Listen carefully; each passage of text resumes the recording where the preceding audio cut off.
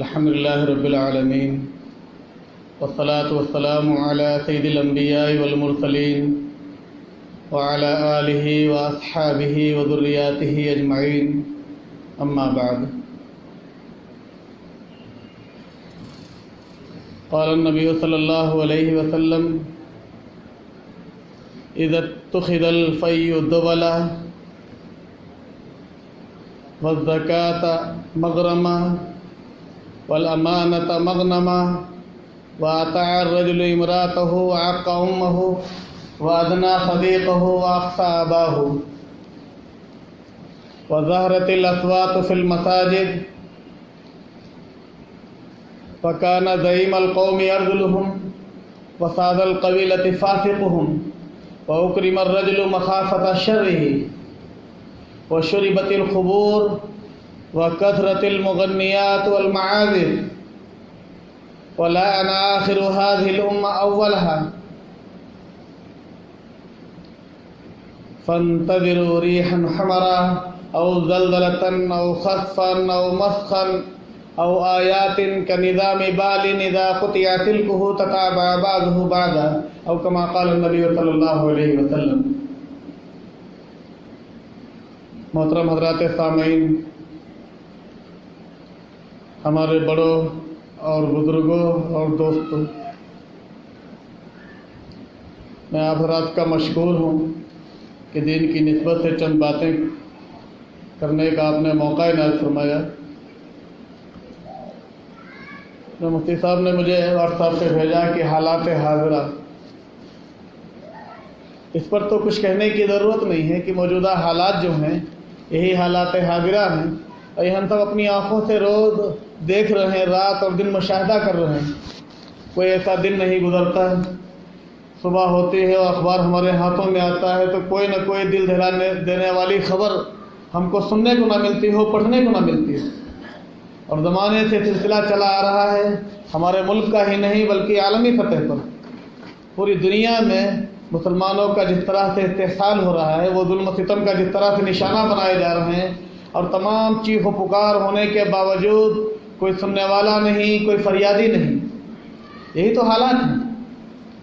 تو مجھے حالات پہ بیان نہیں کرنا ہے، حالات تو ہم سب کے سامنے ہیں، ہم اخباروں میں ٹی ویوں پہ روزانہ دیکھ رہے ہیں.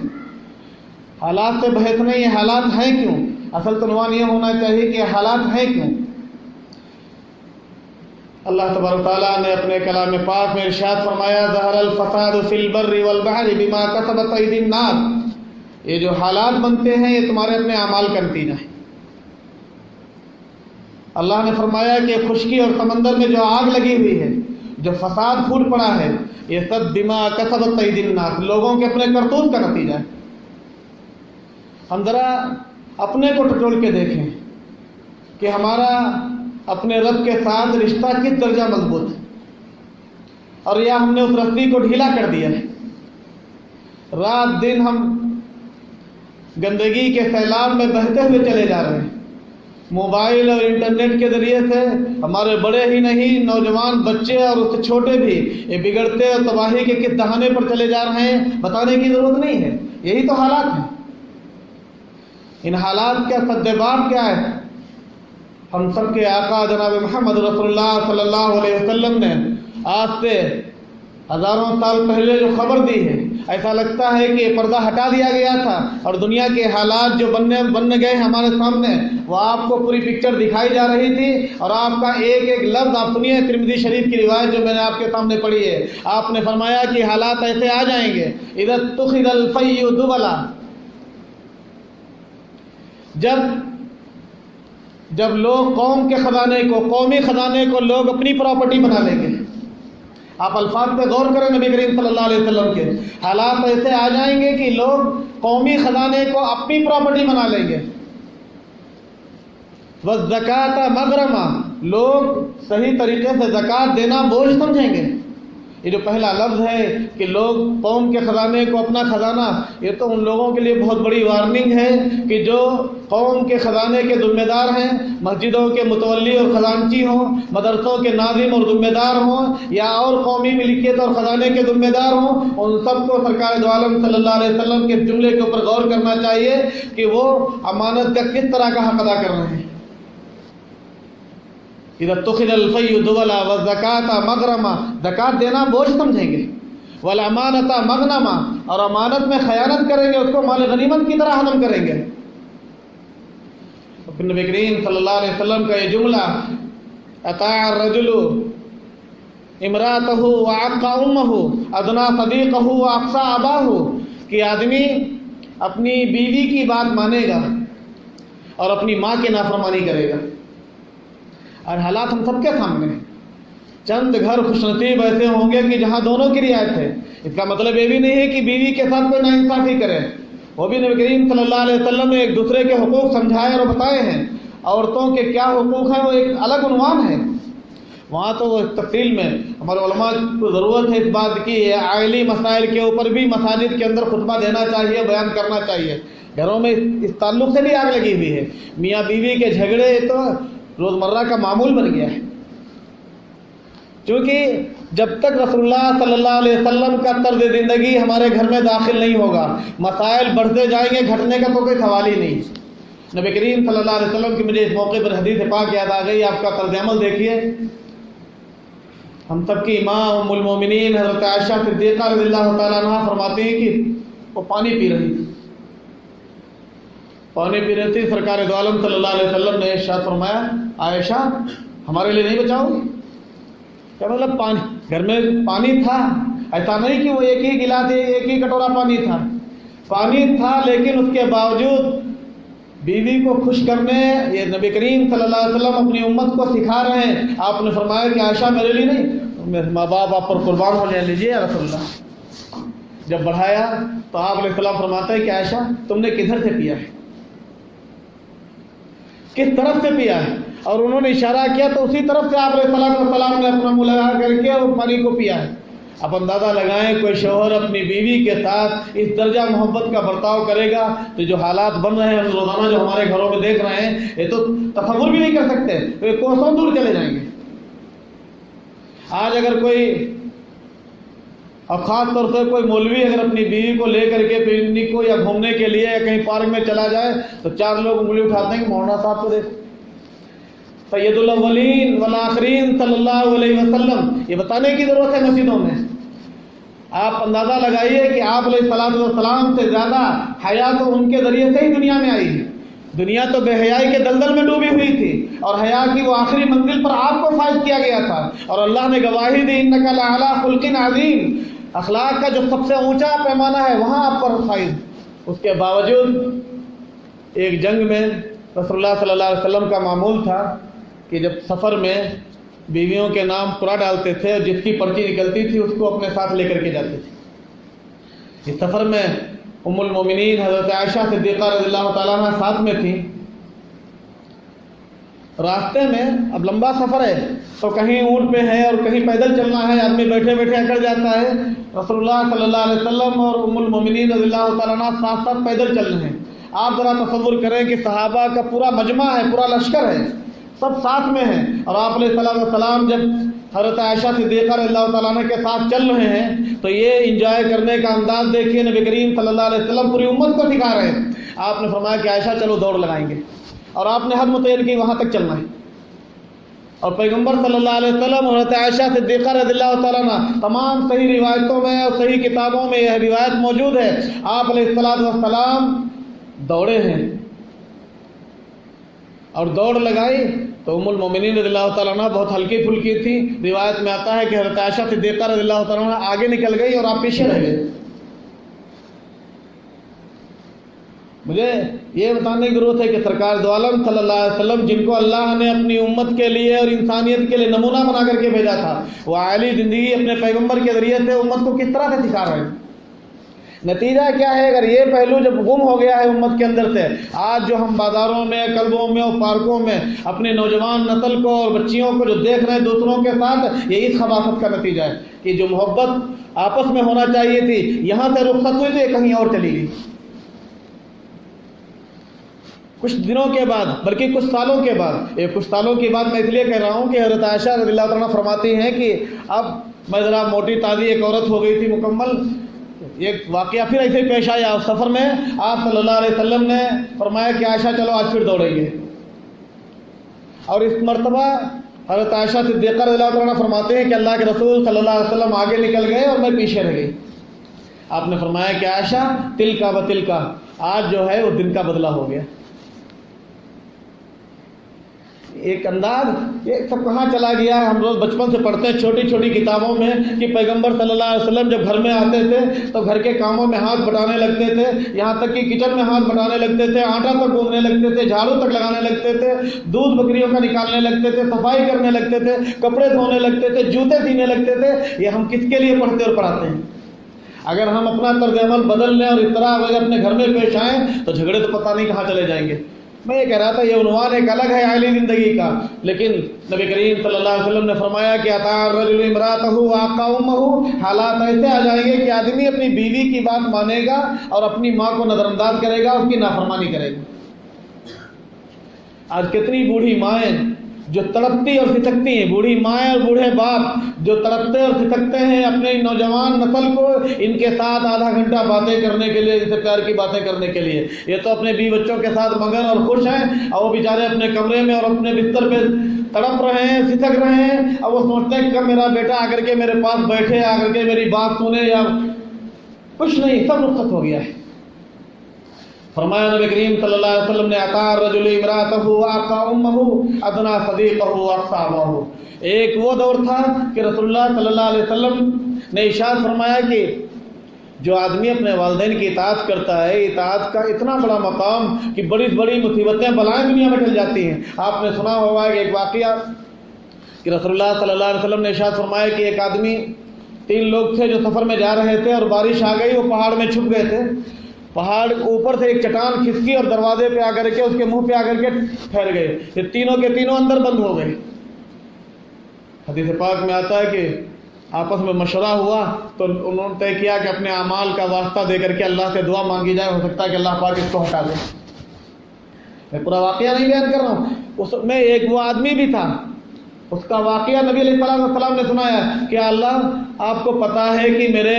میں زندگی بھر بکریاں چراتا رہا اور میرے پورے گھر کا گزر اوقات جو تھا بکریوں کے دودھ کے اوپر تھا، اور میں شام کو جب بکریوں کو ہانک کر کے لاتا تھا، دودھ نکالتا تھا، پہلے اپنے ماں باپ کو پلاتا تھا اور اس کے بعد میں اپنے بچوں کو دیتا تھا۔ ایک دن بکریاں چرانے کے لیے چلا گیا، دیر ہو گئی واپسی میں، اور کافی رات میں جب گھر پہنچا تو والدین سو چکے تھے۔ میں نے دودھ نکالا، میرے بچے اتنے بھوکے تھے کہ وہ میرے پیروں میں لپٹ رہے تھے، بھوک سے تڑپ رہے تھے، اور میری غیرت کو گوارا نہیں ہوا کہ میں اپنے ماں باپ سے پہلے اپنے بچوں کو پلاؤں، اور یہاں تک کہ میں دودھ کا وہ پیالہ لے کر کے اپنے ماں باپ کے سرہانے کھڑا ہو گیا، اور جب ان کی آنکھ کھلی پہلے ان کو پلایا اور اس کے بعد میں اپنے بچوں کو پلایا۔ اے اللہ، اگر آپ کو صرف آپ کو راضی کرنے کے لیے میں نے کیا تھا، اگر آپ کو میرا یہ عمل قبول ہو تو اس پہاڑ کو ہٹا دیجیے۔ حدیث پاک میں آتا ہے کہ وہ چٹان کھسک گئی۔ لوگ کتنے بڑے بڑے ولایت کے مقام پر پہنچے ہیں اپنے ان والدین کی اطاعت کے نتیجے میں، لیکن تہذیب اور ترتیب سب بدل گئی ہے۔ آپ نے فرمایا اطاع الرجل امرأته وعصى امه ادنى صديقه واقصى اباه۔ اپنے دوستوں کے ساتھ بڑا اچھا سلوک کریں گے۔ آج کل دیکھیں ہمارے نوجوان بچے دوستوں کے ساتھ کتنی مستی، روڈ پہ پھر رہے ہیں اور کھا رہے ہیں، پی رہے ہیں، ہوٹلنگ، لیکن بوڑھے ماں باپ کے پاس پہ بیٹھ رہا ہے۔ ادنى صديقه واقصى اباه، دوستوں کے ساتھ بڑا اچھا برتاؤ ہے، اور باپ کو دھتکار دیں گے، نظر انداز کر دیں گے۔ یہ کیفیت آپ دیکھیں جو آپ علیہ السلام کے الفاظ ہیں، یہ ہمارے حالات جو ہیں موجودہ بالکل اس کی منظر کشی۔ نبی علیہ السلام نے تو یہ فرمایا کہ جو شخص اپنے بوڑھے ماں باپ کو، اور بوڑھے تو میں اپنے طرف سے کہہ رہا ہوں چونکہ جوانی میں تو بچے اطاعت کرتے رہتے ہیں، اپنے ماں باپ کو محبت کی نگاہ سے دیکھتا ہے، اللہ تعالیٰ مقبول حج کے برابر ثواب دیتے ہیں، مقبول حج کے برابر۔ किसी ने सवाल कर लिया कि कई बार अगर कोई देखे तो या रसूल अल्लाह, आपने फरमाया अल्लाह के खजाने में कोई कमी नहीं, जितनी मर्तबा मोहब्बत से देखेगा उतनी मर्तबा मकबूल हज का सवाब। हम में से कितने लोग हैं ऐसे जो हम अपने बुढ़ापे की हालत में, क्योंकि अल्लाह का जो कुरान में आर्डर है कि दोनों में से दोनों को तुम बुढ़ापे में पाओ या दोनों में से एक को पाओ, और उस वक्त में अल्लाह ने जो मंदरकशी की है, अल्लाह अपने बंदों के हालात को ज़्यादा जानते हैं। अल्लाह फरमाता है कि उस वक्त में तुम अपने बूढ़े माँ बाप के सामने फला तकुल लहुमा उफ वला तनहरहुमा, उनके सामने झिड़की दे करके उफ कह करके बातें मत करो, वला तनहरहुमा, और ना उनको झिड़कियाँ दो, वकुल लहुमा कौलन करीमा, उनसे मीठी मीठी प्यार की बातें करो। अल्लाह को अपने बंदों की नसीहत पता है कि जब कोई शख्स बहुत बूढ़ा हो जाता है तो मिजाज में तुरशी आ जाती है, सख्ती आ जाती है, बात मर्तबा बूढ़े माँ बाप की बातें अच्छी नहीं लगती हैं। अल्लाह उस चीज़ को सामने रख करके अपने बंदों को हुक्म देता है कि जब दोनों बूढ़े हो जाएं या दोनों में से कोई एक और तुम उनका बुढ़ापा पालो, तो उस वक्त में तुम्हारा तर्ज अमल ये होना चाहिए कि उनसे झिड़की दे करके बातें ना करो, उनसे मोहब्बत और प्यार की बातें करो। और ये सब करने के बाद वख्फिद लहुमा जनाहद दुल, उनके सामने आजिज़ी के बाजुओं को बिछा दो, हर दर्जा तवाज़ो इंकिसारी आजिज़ी, और उसके बाद में ये सब होने के बाद अपने मालिक के सामने उनके लिए हाथ फैलाओ कि हम कुछ नहीं कर सके, अल्लाह रब्बिरहमहुमा कमा रब्बयानी सगीरा, अल्लाह इनके ऊपर आप रहम फरमा दीजिए जैसा इन्होंने बचपन में हमारी परवरिश की। अता रजुल इमरातहु वाक़ा उम्महु अदना सदीक़हु वाक़ा अबाहु, आपने फरमाया कि ज़हरतिल अस्वातु फिल मसाजिद, मस्जिदों में शोर और हंगामे होंगे। आज हमारे शहर के अंदर देख लीजिए, पूरी दुनिया में देख लीजिए, मुतवल्लिशिप के लिए, लीडरशिप के लिए और मस्जिद के अंदर इलेक्शन और ये पता नहीं, आपने फरमाया कि मस्जिदों में झगड़े होंगे। फिर आपने सलात व सलाम ने फरमाया कि कौन घर खानदान का जो जिम्मेदार होगा वो फासिक व फाजिर होगा, वकान ज़ईमुल कौमी अर्ज़ुलहुम, और पूरी कौम का जो लीडर होगा वो सबसे ज़्यादा रज़ील और घटिया और कमीना होगा। और फिर आपने फरमाया कि उकरिमर रजुलु मखाफता शर्रिही, आदमी किसी की इज्जत करेगा तो सिर्फ उसकी नेकी और तकवा की बुनियाद पर नहीं, उसकी पहलवानी और उसकी शरारत से बचने के लिए उसको सलाम करेगा, सिर्फ उसकी शरारत से बचने के लिए। उकरिमर रजुलु मखाफता शर्रिही।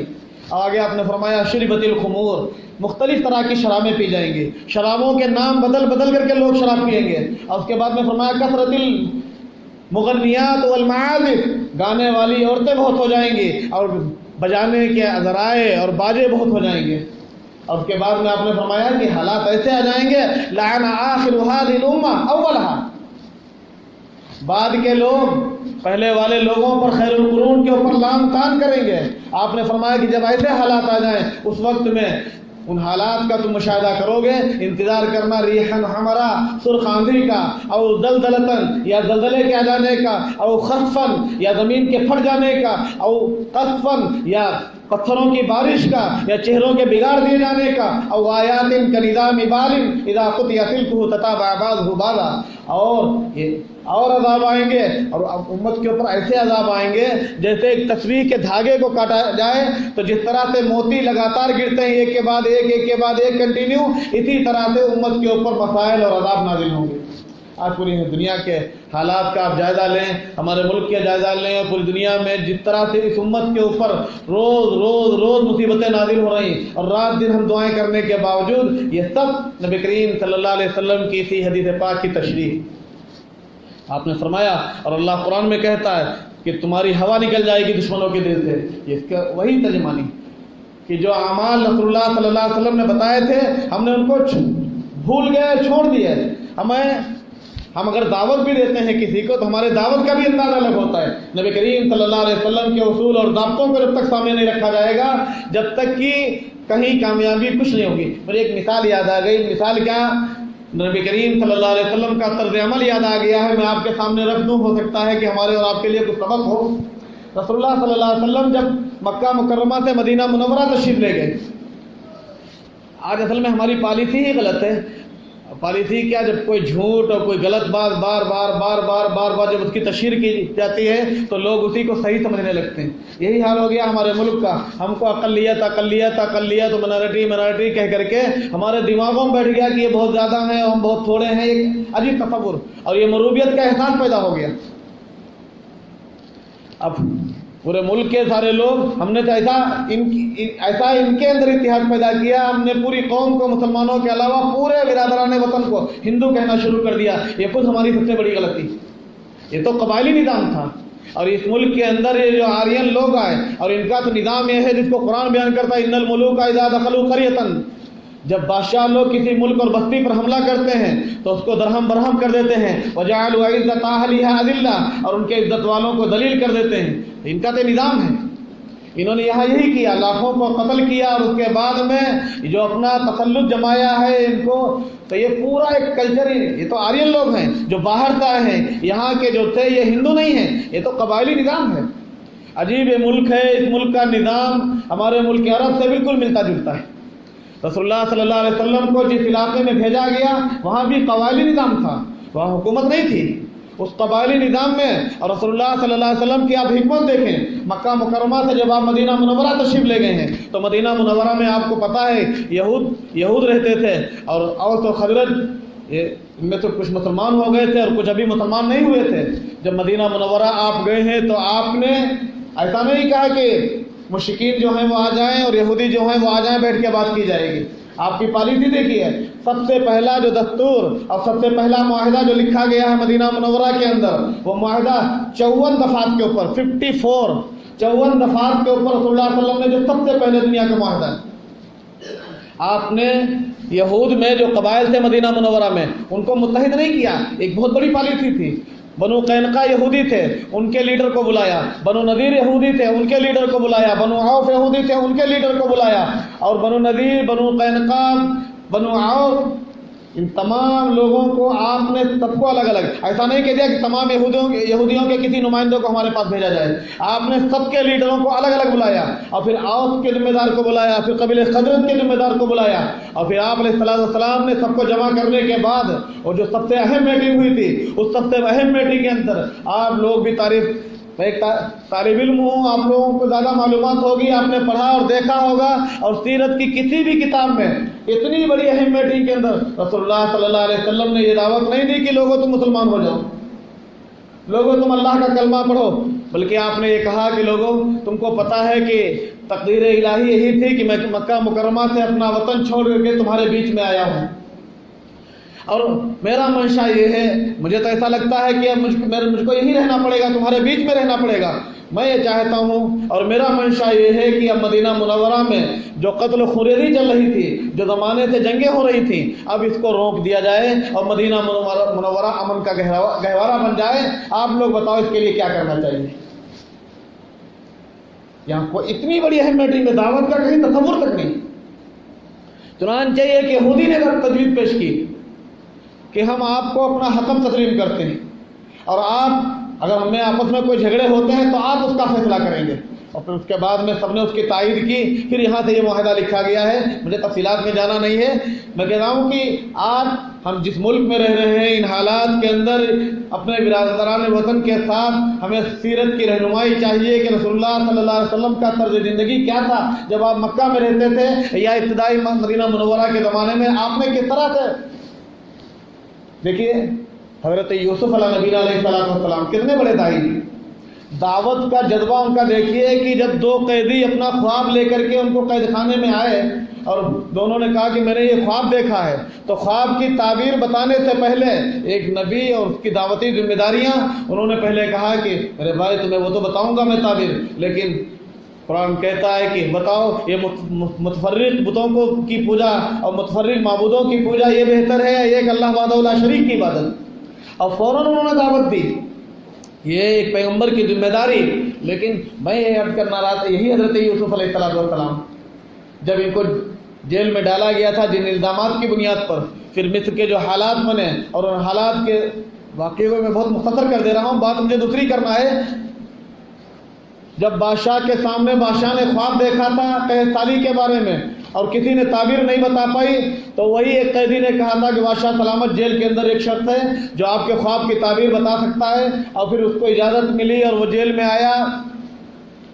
حضرت یوسف علیہ السلام نے تعبیر بتائی کہ 7 سال خوشحالی کے اور اس کے بعد میں 7 سال قحط کے پڑیں گے، اور پھر اس کے ان قحط کے دنوں میں یہ 7 سال میں جو پیداوار ہوگی ان کو 14 سال کے لیے ان کا ذخیرہ کرنا ہے اور اس طرح سے ان کو حفاظت سے رکھنا ہے، پوری تفصیل بتائی۔ جب ایک بادشاہ کے پاس گیا، وہ سمجھ گیا یہ تو بہت بڑا کوئی، تو فوراً ہی اس نے آرڈر کر دیا حضرت یوسف علیہ السلام کی رہائی کا۔ رہائی کا پروانہ پہنچا تو حضرت یوسف علیہ السلام نے انکار کر دیا، کہا کہ میں جب میرے اوپر جو الزام لگا ہے، جب تک کہ اس کا فیصلہ نہیں ہوتا اور جب تک کہ اس کی تحقیق کے ساتھ مجھے انصاف نہیں ملے گا، مجھے یہ رہائی نہیں چاہیے۔ بادشاہ وقت نے اسی وقت میں عدالت قائم کی اور عدالت کے لیے خود وہ جج بنا، اور اس کے بعد میں مقدمے کے تمام فریقوں کو جمع کیا گیا اور حضرت یوسف علیہ السلام کو بلایا گیا، اور سب کی سنوائی کرنے کے بعد بادشاہ نے فیصلہ کیا کہ یوسف علیہ السلام بے قصور ہیں۔ اور یہ کہنے کے بعد اس نے کہا کہ یوسف کو اپنے کمرے خاص حجرے خاص میں چلا گیا اور کہا کہ یوسف کو میرے حجرے خاص میں بھیجا جائے، اور تنہائی میں گفتگو کی۔ اور مفسرین نے لکھا ہے، اور اس نے کہا کہ یوسف انک لدینا الیوم، کیا ہے، انک لدینا الیوم مکین امین۔ کیسا جملہ بادشاہ کا! اس نے کہا کہ یوسف آج پورا اقتدار اس سکے کے اوپر مہر تو ہماری ہوگی، لیکن یہ پورا خزانہ تمہارے حوالے ہے، پورا اقتدار کے ذمہ دار تم ہو، اور آج اس پوری سلطنت کے اندر سب سے زیادہ ہمارے امین اور معتمد تم ہو۔ آگے وہ تفصیل ہے قرآن کریم جس کو بیان کرتا ہے کہ مجھے یہ تمام ذمہ داریاں مت دیجیے، میں گلے کے نظام کو اور اس کی تقسیم کو میں اپنے ہاتھ میں لوں گا، میں اس سے واقف ہوں، اور اس کے بعد میں آپ کے خزانے کو میں دیکھوں گا، اور باقی یہ ساری ذمہ داریاں مجھے نہیں چاہیے۔ میں یہ عرض کر رہا تھا کہ یہاں پر وہ یوسف علیہ السلام جن کا دعوتی جذبہ اتنا ہے کہ دو قیدی جب اپنے خواب کی تعبیر پوچھتے ہیں تو تعبیر بتانے سے پہلے وہ اللہ وحدہ لا شریک کی توحید کی دعوت دینا اپنی ذمہ داری سمجھتے ہیں، اور وہی یوسف علیہ السلام بادشاہ وقت کے پاس تنہا کمرے میں ہیں اور یہ پرسنل گفتگو ہو رہی ہے، اور اس وقت میں ایک بادشاہ کو وہ دین کی دعوت نہیں دے رہے ہیں۔ کسی تفسیر میں آپ نے نہیں پڑھا ہوگا، کہیں نہیں لکھا ہے کہ وہاں پر حضرت یوسف علیہ السلام نے اس سے کہا ہوگا کہ بادشاہ سلامت، ہم آپ کے بڑے ہمدرد ہیں اور آپ اللہ وحدہ لا شریک کو مان لیجئے یا ہمارا مذہب قبول کر لیجئے، ایسا نہیں ہے۔ یہ مزاج سمجھنے کی ضرورت ہے۔ حضرت یوسف علیہ السلام سمجھ گئے تھے، اور اللہ نے ان کو ذہانت دے دی تھی کہ اگر یہ اقتدار ہمارے ہاتھوں میں آ گیا اور اس گلے کی نظام کو اور اس کی تقسیم کو میں نے صحیح طریقے سے ادا کیا اور امانت کے حق کو ہم نے پورا ادا کر دیا، اور پوری سلطنت کے اندر ہر گھر میں اگر ان بھوکوں کے پاس میرے ذریعے سے اگر گلہ پہنچ گیا تو یہ بادشاہ کی بات نہیں، یہ پوری قوم بدل جائے گی۔ اس چیز کو ہم حالات کو خود بخود بناتے ہیں اپنے ہاتھوں سے۔ اصل کیا ہے، موقع ہی نہیں ہے ہم کو قرآن پاک کا صحیح طریقے سے مطالعہ کرنے کا، قرآن پاک کی تلاوت، اس کے بعد میں اس کا مطالعہ، اس کے بعد میں اللہ اپنے بندوں سے کیا کہنا چاہتا ہے۔ ہمیں موقع ہی نہیں، دنیا کی خرافاتوں سے ہم اور ہماری نسل پورے طور پر ایسی غلاظتوں میں لگ گئے ہیں۔ ہر وقت تھوڑا سا وقت ملا تو ٹی وی پر اور اس پر اور نہیں تو ہر وقت موبائل کے اوپر، نہ معلوم کیا سے کیا جو زبان پر لانا بھی مشکل۔ یہ اس وقت میں ان حالات میں لوگوں بڑی سخت ضرورت ہے کہ وہی کردار اپنائیں جو جناب محمد رسول اللہ صلی اللہ علیہ وسلم اس امت کے آخری انسان تک کے لیے لے کر کے آئے، اور اس امت کی نجات اور خصوصاً مسلمانوں کی فلاح اور نجات صرف اور صرف جناب محمد رسول اللہ صلی اللہ علیہ وسلم کے طریقے حیات میں، طرز زندگی میں ہے۔ اس کے علاوہ نجات کا کوئی راستہ نہیں۔ کہاں چلے گئے؟ ہم رات دن پڑھاتے ہیں کہ رسول اللہ صلی اللہ علیہ وسلم بوڑھی عورت کا بوجھ اٹھا رہے ہیں اپنے سر کے اوپر، رسول اللہ صلی اللہ علیہ وسلم یتیموں اور بیواؤں کے کام آ رہے ہیں، ان کے بازار سے سودا لا کر کے دے رہے ہیں، آپ کے راستے میں کانٹے بچھائے جا رہے ہیں تو آپ ان کے لیے دعائیں دے رہے ہیں، اور جب وہ بیمار پڑ جاتے ہیں تو ان کی عیادت کے لیے جا رہے ہیں۔ یہ سب ہم لوگ چیختے ہیں ممبروں کے اوپر، لیکن ہمارا طرز عمل اس سے بہت دور چلا گیا ہے۔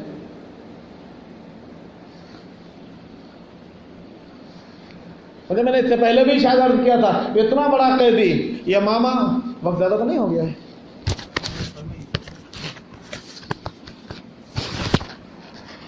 یمامہ ایک شہر ہے، اور وہاں کا ایک تاجر تھا، بڑا تاجر، اس کا نام تھا سمامہ ابن اسال۔ بخاری شریف میں اور تقریباً حدیث پاک کی کتابوں میں اس کا واقعہ لکھا ہے۔ اسلام کا اتنا سخت کٹر دشمن تھا۔ مدینہ منورہ جب رسول اللہ صلی اللہ علیہ وسلم پہنچے ہیں اور جب جہاد کی اجازت ملی تو آپ کے مجاہدین اس کو زندہ گرفتار کر کے لائے، اور گرفتار کر کے لائے تو مسجد نبوی کے ستون میں لا کر کے اس کو باندھ دیا گیا۔ पैगंबर सल्लल्लाहु अलैहि वसल्लम तशरीफ लाए, आपने कहा कि सुमामा अब बताओ तुम्हारे साथ क्या सलूक किया जाए। समझदार आदमी था, पूरे मक्का का गल्ला इसी के पास से आता था, मुल्क शाम से इसकी तिजारत थी और फिर इसके वास्ते से मक्का मुकर्रमा पूरा गल्ला आता था। इसने कहा कि मोहम्मद आपको पूरा हक है, आप मेरी जान ले सकते हैं, मुझे कत्ल करवा सकते हैं, इसलिए कि मैंने नामालूम कितने मुसलमानों का कत्ल करवाया होगा, उनका खून है मेरे ऊपर। और दूसरी सूरत है कि आप मेरी जान का फिदिया ले सकते हैं, आप जितना माल कहेंगे उतना माल हम आपको देने के लिए तैयार हैं, माल लेकर के आप मुझे छोड़ दें। और तीसरी सूरत यह है कि आपको हक है, आप चाहें तो यूं ही छोड़ दें। रसूलुल्लाह सल्लल्लाहु अलैहि वसल्लम ने उसकी बात सुनी, आप अंदर तशरीफ ले गए और जब दोबारा फिर आए उसने फिर यही पूछा, उसने फिर यही जवाब दिया। फिर आप चले गए, उसके बाद जब तीसरी मरतबा आप आए और तीसरी मरतबा आपने पूछा, तीसरी मरतबा फिर उसने वही अल्फाज दोहराए। आप अलैहिस्सलाम ने फरमाया कि इसको छोड़ दो। आप गौर करें, इस वक्त में अगर कोई ऐसा मुजरिम मिल जाए, वो इतना बड़ा मुजरिम, इतना बड़ा मालदार, और फिर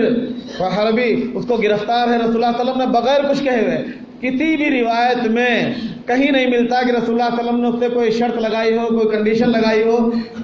दावत ना दी ना सही, लेकिन उससे ये तक नहीं कहा कि आइंदा तुम मुसलमानों को ईजा ना पहुंचाना, कुछ नहीं। आपने कहा कि इसको छोड़ दो,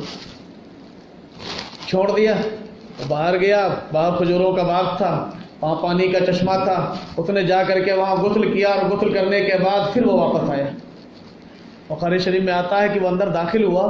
दाखिल होने के बाद दरवाजे के ऊपर बुलंद आवाज से अशहदु अल्ला इलाहा इल्लल्लाह व अशहदु अन्नका रसूलुल्लाह, मैं गवाही देता हूँ कि अल्लाह वहदहु ला शरीक एक है और आप अल्लाह के सच्चे रसूल हैं। फिर उसके बाद में उसने जो जुमला कहा है मैं वो सुनाना चाह रहा था। उसका जुमला है, आप किताबों में पढ़े, उसने जुमला कहा कि अल्लाह के रसूल, पूरी दुनिया में अगर मुझे किसी से सबसे ज्यादा नफरत थी तो वो आपका चेहरा है। पूरी दुनिया में अगर सबसे ज्यादा मुझे किसी से नफरत थी तो आपसे थी, और इस वक्त में मेरे दिल का हाल ये है कि इस पूरी रुए जमीन पर अगर मुझे सबसे ज्यादा किसी से मोहब्बत है तो आपने। उसने कहा कि पूरी दुनिया में जिस जमीन और जिस जगह से मुझे सबसे ज्यादा नफरत थी तो ये आपका शहर, शहर मदीना है, और इस वक्त में मेरे दिल का हाल ये है कि इस पूरी रुए जमीन पर सबसे ज्यादा अगर मुझे मोहब्बत है तो आपके शहर, शहर मदीना से है और यहाँ के रहने वालों से। ये क्या था? दावत तो नहीं दी गई थी। एक वाकया और याद आया, एक आदमी, रसूलुल्लाह सल्लल्लाहु अलैहि वसल्लम जा रहे हैं, आप कमली ओढ़े हुए हैं, ऐसा मर्तबा ऐसा डाल लेते हैं इस तरह से। वो देहाती आदमी जो आया और उसने आप अलैहिस्सलाम का तारुफ सुना होगा, वो पीछे से आया, उसको तहजीब से नाशना, उसको पता नहीं किस तरह से बात की जाए, किस तरह से मुलाकात की जाए।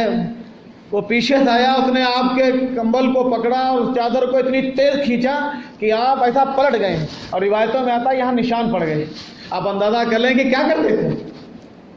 उसके बाद में रसूलुल्लाह सल्लल्लाहु अलैहि वसल्लम का तर्ज अमल देखिए, आप उसको देख करके मुस्कुराने लगे। जब आप मुस्कुरा दिए, आपने पूछा क्या बात है? उसने कहा कि आप मोहम्मद? आपने फरमाया हाँ। उसने कहा कि आप जो है, आपके पास कुछ माल है, मुझे वो दे दीजिए। आपके पास ज़माने में कुछ बकरियां थी, आपने कहा कि जाकर के सब दे दो इसको। आप अंदाज़ा लगाएं, उसका तर्ज अमल देखें, और उसके बाद में सब दे देने के बाद आयतों में आता है कि जब वो गांव में बकरियां वो हाँकते हुए रास्ते में जा रहा था, वो भी इंसान था, उसके दिल में भी, सीने में दिल था, वो सोचता रहा होगा और अल्लाह ने उसके दिल की दुनिया को बदला। फिर उसको अपने एहसास हुआ। जाने के बाद उसने अपनी बस्ती में रसूलुल्लाह सल्लल्लाहु अलैहि वसल्लम के ऐसे अल्फाज में तारीफ़ किया, ऐसा एडवर्टाइज किया और ऐसी तारीफ़ की, रिवायतों में आता है कि कुर्ब जवार की जिन बस्तियों में आपको मुजाहिदीन भेजना पड़े, जिहाद करना पड़ा, इस आदमी की बस्ती में आपको किसी को भेजना नहीं पड़ा। इसी आदमी की दावत पर पूरी बस्ती मुसलमान हो गई। ये सब हमें इस वक्त में ज़रूरत है अपना तर्ज अमल बदलने की, अपने बिरादरान वतन के साथ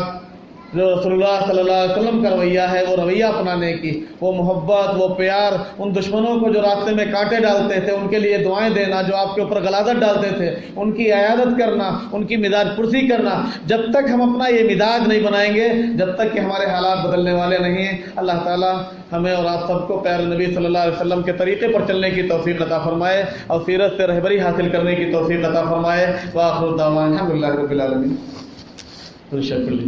اللهم صل على سيدنا مولانا محمد وعلى آل سيدنا مولانا محمد وبارك وسلم. ربنا آتنا في الدنيا حسنة وفي الآخرة حسنة وقنا عذاب النار. ربنا ظلمنا أنفسنا وإن لم تغفر لنا وترحمنا لنكونن من الخاسرين. اللهم إنا نسألك العفو والعافية في الدنيا والآخرة. اللهم إنا نسألك الجنة ونعوذ بك من النار. اللهم إنا نعوذ بك من عذاب جهنم ونعوذ بك من عذاب القبر ونعوذ بك من فتنة المسيح الدجال ونعوذ بك من فتنة المحيا والممات ونعوذ بك من المأثم والمغرم ونعوذ بك من البرص والجنون والجذام ومن غلبة الدين وقهر الرجال. اللهم إنا نسألك خير ما سألك منك عبدك ونبيك سيدنا محمد صلى الله عليه وسلم ونعوذ بك من شر ما استعاذك منه عبدك ونبيك سيدنا محمد صلى الله عليه وسلم. سبحان ربك رب العزة عما يصفون وسلام على المرسلين والحمد لله رب العالمين.